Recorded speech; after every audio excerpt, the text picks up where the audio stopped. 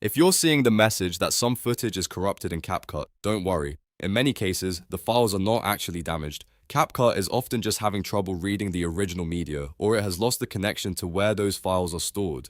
In this video, I'll show you two simple fixes that can help you solve the problem quickly and get back to editing. If this tutorial helps you out, make sure to hit the like button and subscribe for more easy software fixes. Let's jump right in. First, open CapCut on your device and go into the settings menu. Once you're there, look for the cache section. Cache files can sometimes get in the way and cause CapCut to display media incorrectly, especially if the app has stored outdated preview data.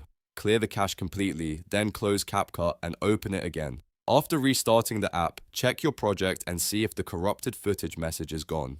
In a lot of cases, this alone can refresh the project and fix the issue. If the problem is still there, the next thing you need to check is the source path of your original video files. This is very important, especially if you imported footage from your computer and later moved, renamed, or reorganized those files. When CapCut can't find the original location anymore, it may show the footage as missing or corrupted, even though the file itself is still perfectly fine.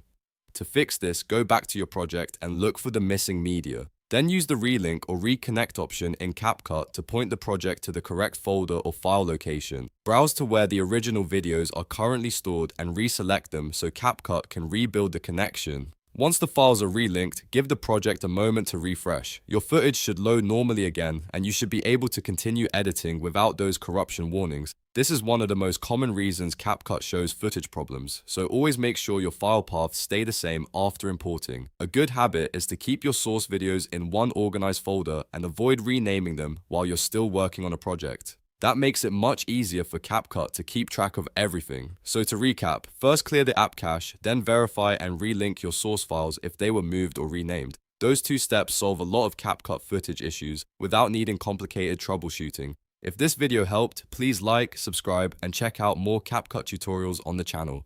Thanks for watching, and I'll see you in the next one.